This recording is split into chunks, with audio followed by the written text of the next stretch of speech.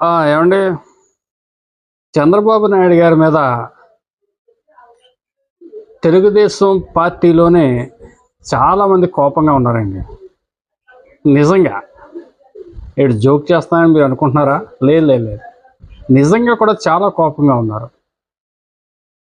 ముఖ్యంగా లోకేష్ అభిమానులందరికీ కూడా కోపంగా ఉంది. అర్థమైందా ఇప్పుడు ఎందుకనేది? క్లియర్గా చెప్తాను చూడండి. యాక్చువల్లీ లోకేష్ గారికి తెలుగుదేశం పార్టీ వర్కింగ్ కమిటీ అధ్యక్షుడిగా పదవి ఆల్మోస్ట్ ఆల్ కన్ఫామ్ అయిపోయిందని చెప్పేసి ఆంధ్రప్రదేశే కాదు, తెలంగాణలో కూడా కోడై కూర్చునేస్తుందంట. చాలా చోట్ల సంబరాలు కూడా చేసుకున్నారు. మా నాయకుడికి పగ్గాలు చేతిలో ఆల్రెడీ తెలుగుదేశం పార్టీ అతని చేతిలోనే ఉంది. పార్టీ వ్యవహారాలు కావచ్చు, ఇతరత్ర ప్రభుత్వ వ్యవహారాలు ఆయనే చూసుకుంటున్నారు. కానీ ఈ వర్కింగ్ కమిటీ అనేది అఫీషియల్గా కూడా వెళ్ళిపోయింది, ఇంకా అతనే చూసుకుంటాడు అని ఒక ఆనందోత్సాహాలు ఉన్న వాళ్ళకి అడ్డుకట్ట వేశారు ఈ చంద్రబాబు నాయుడు గారు. అన్ని మినీ మహానాడులో, రాష్ట్ర వ్యాప్తంగా జరిగినటువంటి మినీ మహానాడులో మ్యాక్సిమం 30-40 నియోజకవర్గాల నుంచి ప్రతిపాదన వెళ్ళింది లోకేష్ గారికి వర్కింగ్ కమిటీ ప్రెసిడెంట్గా పదవి ఇవ్వాలని చెప్పేసి. ఈ ప్రతిపాదన ఎప్పుడైతే వెళ్ళిందో కడపలో జరిగిన మహానాడు ప్రకటించేస్తారని చెప్పేసి 3 రోజులు కూడా కళ్ళు కాయలు కాసేలాగా తెలుగు తమ్ముళ్ళు నిరీక్షించి ఆఖరికి నిరాశ నిస్పృహలో పడిపోయారు.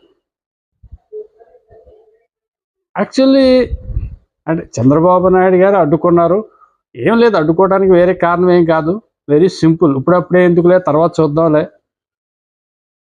1 ఇయరే కదా అయింది, ఇంకా బోర్డు సమయం ఉందిలే అని అతను ఏంటంటే చాదస్తం.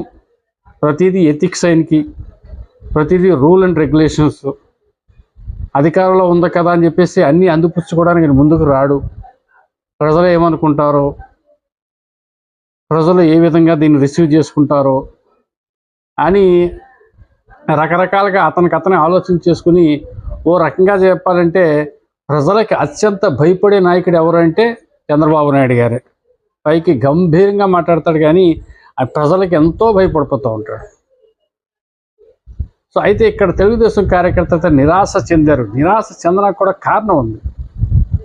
అంటే నారా లోకేష్ గారు మరి యువగళం ప్రారంభించే సమయానికి ఈ రాష్ట్రం అల్లకల్లోలంగా ఉంది. ఆర్థిక విధ్వంసం, హింస, హత్యా రాజకీయాలు, దౌర్జన్యాలు, మీడియాపై దాడులు, నిరుద్యోగం, ఎక్కడికక్కడ సమస్యలు,